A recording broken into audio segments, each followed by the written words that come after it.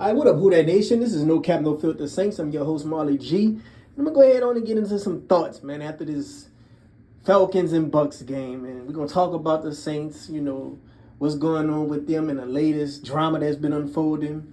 Let's go ahead on and talk about the Saints first, though. Let's go ahead on and get into it. Man, when I was young, people, my mama used to watch the stories. She used to watch General Hospital, All My Children, and Young and the Restless. That was her stories. That was her drama series. But me, I just gotta watch the New Orleans Saints, baby. That's all I gotta watch. And man, there's been some drama been unfolding lately, man. It's been some drama in Saints Twitter. It's been on some drama in Saints media. It's been drama everywhere. It's been jabs. It's been slugs. It's just been a whole lot of direct shit going on. Let's go ahead on and get into the Michael Thomas thing. The infamous 3rd and 3 that's been talked about for a week and a half. Damn, I feel like. It just been feeling like damn near 2 weeks. This 3rd and 3 been talked about. This is the most controversial non-converting 3rd and 3 I've ever witnessed. Everybody had it on their YouTube. Everybody had it on their social media trying to break it down. Who's right? Who's wrong? And I think they both wrong. I think Olave is wrong for not running full speed, but I can understand why he hasn't been running full speed, because when he does run full speed, he don't get the ball anyway, even when he's wide open. He's young. He's in his second season. He's going to have those mental mistakes. He's going to have those mental moments where he just is so frustrated and it gets the best of him. As a leader of the team, you're supposed to get that in check, but you're supposed to get it in check in a certain way. You hold people accountable a certain way. You don't bring it off in a brash, way where you making him just look bad. You got to pull him to the side, talk to him, and communicate as a grown man. Even though he's 12 years younger than you or whatever, 10 years younger than you, you got to communicate to him as he's a grown man and an adult. That's the proper way to do it. And the way Derek Carr was doing it, I don't think was the right way to go about it as a person with this C on your chest. So, with that being said, I felt like Derek Carr should have just hit top. He should have just hit Taysom Hill. Could have hit him for the easy game. This is 3rd down. You don't throw the ball out of bounds. I don't care how frustrated you is by the man not running to the fullest his ability. Do not just give away a play. That was just dumb when you had Hill right there. And even if you didn't want to go to Hill, go to your next progression. You had Thomas coming across the middle, wide open, damn near. Window was big. Just go through your progressions and go to the next thing. Okay, Olave, he ain't running full speed. I already see what type of time he on. Let me go ahead and only hit Hill for this 1st down. Simple. And another thing, Derek Carr need to be cooking with them wheels more. He not slow. He could gain a 1st down for 12 yards. He need to be cooking with them wheels, especially if the O-line not doing good. Speaking of the O-line, a lot of people saying Pete did good and all this and all that. Hell no. Josh Allen was getting in our shit. There's a difference between pressures and pressures that's getting in your shit. When Cam Jordan get pressures, he don't get nobody's shit. Josh Allen was getting in our shit. He was eating Pete lunch for breakfast, dinner, and motherfucking lunch. I'm talking about just manhandling Pete. You seen it. I seen it. One thing about me, I'm gonna go with my eyes. What do my eyes see? Trust my eyes. Damn the stats. Damn the percentages. Damn the so-called expert. I'm gonna trust what my eyes see. And Pete was getting beat like a drum.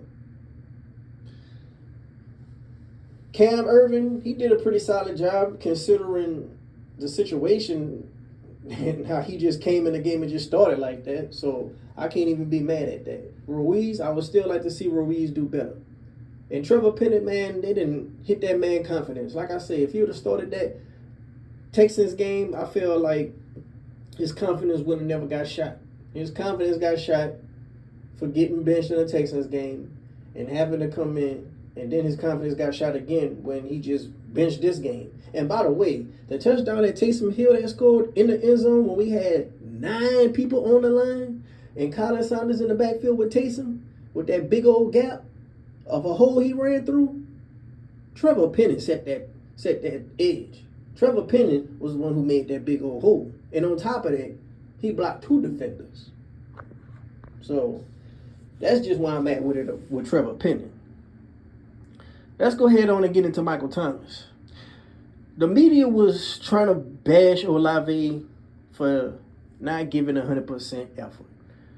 Nick Underhill was talking about it. You got a lot of different analysts everywhere was making little hit pieces, little all 22 footage of that play.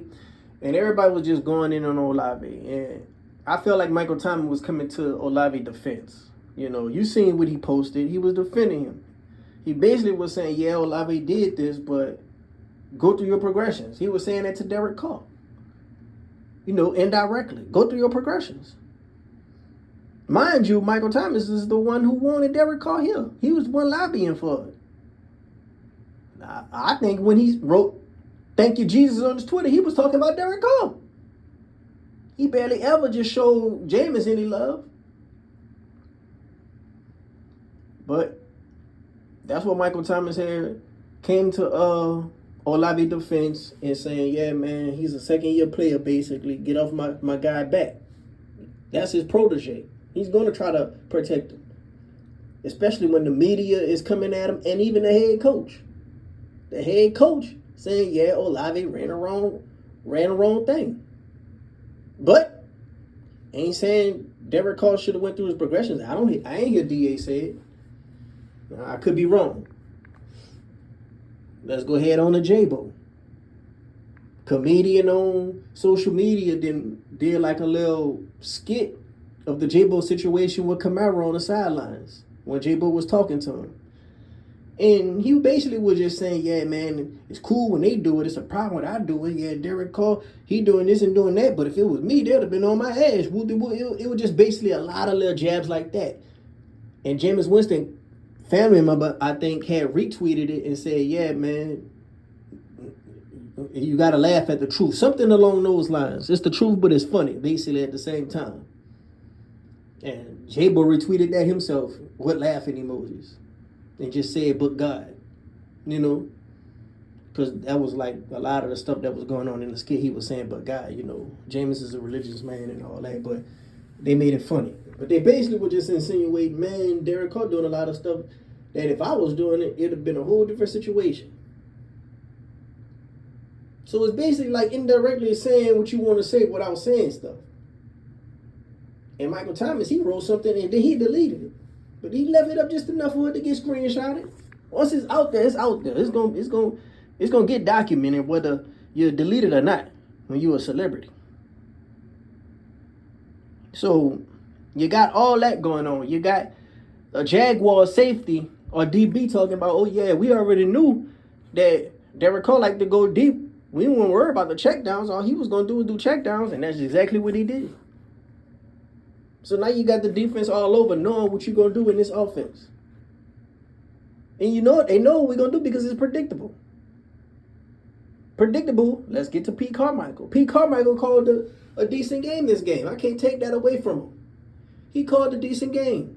Guys were open. Kamara got his touches. But my problem is Pete Carmichael is he don't stick with the hot hand. He try to out-fool you by just saying, okay, yeah, the hot hand is hot, but I'm going to hit you with this. I'm going to hit you with Keith Kirkwood. I'm going to hit you with Limbaugh. No, you're not Sean Payton. Stick with the hot hand. And mix it up sometime with personnel. We in the red zone, use Jimmy. We got Kendrick Miller. We drafted him high. He's a young running back, fresh legs. Use him more. He had a good game versus the Patriots. Now, he get benched damn near for having a good game. And everybody talking about Jamal Williams. Jamal Williams lost at least 12 pounds in training camp. That's why I don't think he breaking tackles like how he used to. And on top of that, the blocking scheme we use ain't really fit for him. And he's the type of back that he got to get touches before he could get warmed up. Not to mention, the offensive coordinator ain't as good. And the offensive line themselves just ain't as talented as Detroit O-line. So a lot of people thinking he just washed up. Systems matter. You got to take a lot of other things into context. Take a lot of other things into context, man. But yeah, man, what I'm talking about with Pete, it's the same thing. It's just stagnant. It's predictable. We pass on first down. We run on second and long, and then we're gonna be in a third and long if we don't get the second and long. It's almost like the second and long is just a wasted play. It's almost like we only got a first and a third down. You might as well don't even much count the second and long unless AK just makes something happen on the carry for that carry. And another thing with AK, we don't use him in the slot more. When we scored that 2-point conversion, AK scored out the slot. Ding dong. We run him in the flat too much. We don't use him on Texas or angle routes out the backfield. Choice routes. Now, AK did admit that he ran one wrong route, you know. He did admit that he ran a wrong route, and that's what happened with him not connecting with Cole on a passing play. So it's a lot of just miscommunication going on, and it's a lot of people not on the same page. But when you're the quarterback, it's going to get blamed on you regardless. But Derek Carr got to hit these open people. I think he kind of injured too. We haven't seen a bomb from him all season. I don't know if he was injured before the Packers game, but we haven't seen a bomb from him all season. It's like he can't put the ball downfield. I had tweeted that Jameis touchdown when he played the Green Bay Packers a few years ago when he threw that pass to Hardy. It kind of got a lot of traction, but we haven't had a play like that all season, and Jameis did that in week 1. We going into week 8. Just like how Jameis was trying to play injured, but your mind telling you can play, but your body can't perform. Just like Jameis did it when he didn't want Andy Dalton to shine. I think Carr trying to play through his injury and don't want to let Jameis shine. And I don't think it's really just the shoulder. I think it's something with the ribs. A lot of people think he's faking when he's on the ground and he's taking hits when certain plays don't work out. A lot of people think he's trying to have some type of sympathy and have like a warrior look and all this and all that. I don't really think so. I think he's actually injured, but he's trying to play through it because he don't want Jameis to come in and do better than him.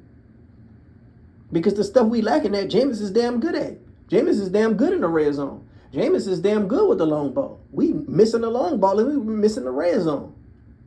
Even if Jameis Winston throw a pick, I don't care if he throw a pick. If he gonna make up for it when we in the red zone, he can throw a pick. When Matthew Stafford won the Super Bowl with the Rams, he led the league in picks. But Matthew Stafford made up for it by getting in that end zone a lot of times as well. A pick not gonna matter when you're not scoring regardless and you missing field goals. So I'll sacrifice a pick and score a lot of touchdowns if we're gonna get in that end zone more times than none when we get down there. I'll sacrifice that. It's better than punting the ball. It's better than getting down there and missing a field goal. It's not going to be a pick 6 every time. And Derek Carr threw that anyway. Let's go to the defense. The defensive line, man, I still think we need a pass rusher. I don't think we're going to do nothing about a trade deadline. I think we're just going to stay pat. I'm still mad we didn't trade Davenport last season and got at least a 3rd-round pick. That's one thing I can say about the Eagles. They don't sit on their ass. Howie would have made something happen. Howie would have flipped motherfucking Marcus Davenport quick as can be for a 3rd-round pick. I was hearing that LA was interested in him. Marcus Davenport would have been wearing yellow and blue if it was up to me, and would have had a 3rd-round pick. And that's another thing. I'm still mad that we don't have our 3rd-round pick going into the next draft. When we traded for Sean Payton, we should have gave a 3rd round, give a 6th round or something, a 5th. If you're gonna give a pick, not a 3rd.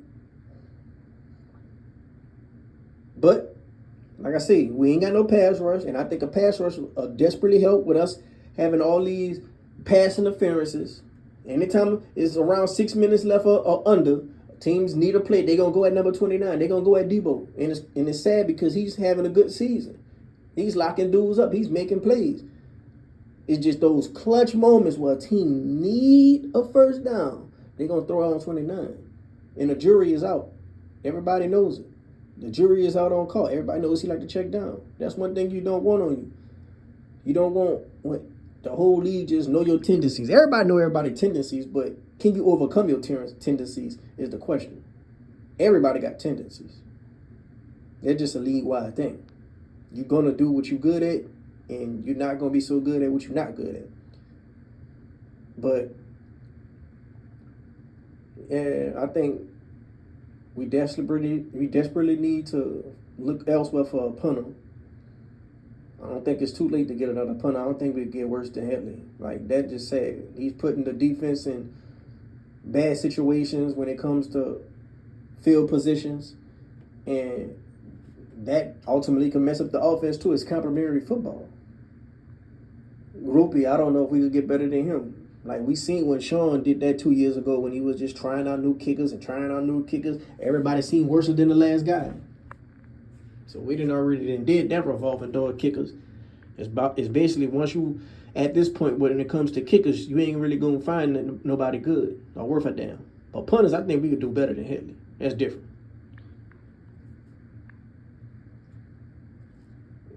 Like I say, I still don't know why we had Marshawn Lattimore.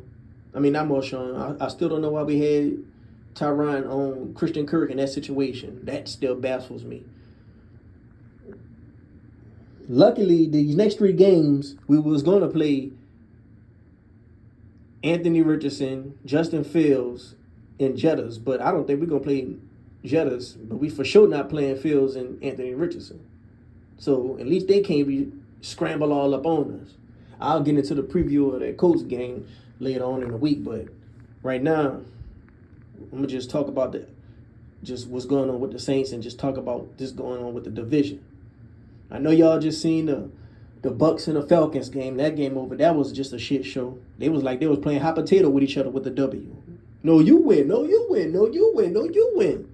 This whole division is a joke. I thought everybody was going to take a step forward, but it's just like we all in neutral. Panthers took a step back. I thought damn sure they was going to be better. The worst thing that can happen for the Saints is if we keep Dennis Allen for another few more years and the Falcons and the Bucks draft him a good quarterback. That's the worst thing that can happen. So it's almost like if the Falcons and the Bucks win, they ain't going to be in good position to get that good of a quarterback. But if they lose, it's good too because you want your division your division rivals to lose. Not a bad thing about that. Mickey Loomis and DA looking at that game, and they looking like Scarface. They looking like the little Scarface and Sosa meme right now. They just on the phone laughing, talking it up, making business plans, saying, "Oh yeah, man, we got this. We back, baby." Atlanta won. They give us that's better for us when it comes to division standing. They not looking too good. They can't score. Like I know they just thinking, yeah, we got this. We still in this. Nah, man. That's the bad mindset to have. The mindset is to get rid of Dennis Allen after this season, no matter what, and change play callers for Pete Carmichael. That's the mindset. That's what we need to do. That's the best thing we could do. After that, go on a coaching hiring spree. Hire your guy. If you could get an offensive coach, bam, you kill 2 birds with 1 stone. That means we don't just need to go looking for no coordinator that desperately. Still get the best you could get, but we ain't gonna just need them that desperately because the head coach is calling the offense. Now, what we gonna need desperately is a good defensive coordinator. But I'm willing to let the defense step back if we could get Dennis Allen up out of here. Because even if the defense step back, I don't think it's gonna step back that far because we got talent.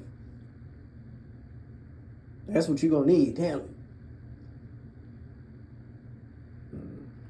But we lucky the division stuff go like this because I always felt like the best teams with the best record should be in the playoffs. It shouldn't matter. Division wins should only matter when you got the same record as other people. But I always felt like whoever have the best record should be in the playoffs. But yeah, man, it's a whole lot of drama in these streets. It's a whole lot of drama with the media. I hope the media just start asking some of the tougher questions. You know, when is DA gonna be on a hot seat? Like, ask that to Mickey Loomis. You know, You ain't gotta ask Dennis Allen himself when you're gonna be on the hot seat. I doubt any media member's gonna do that, but you can ask Mickey Loomis. You know,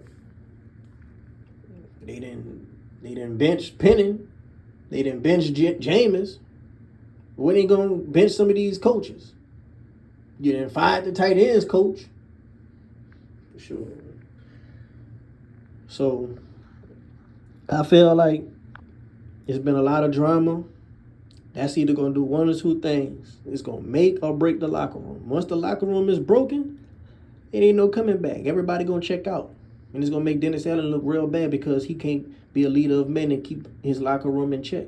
He can't keep a hold of the players. And I'm thinking that's happening already because it wouldn't, all this wouldn't even be going on if it didn't. Like I said,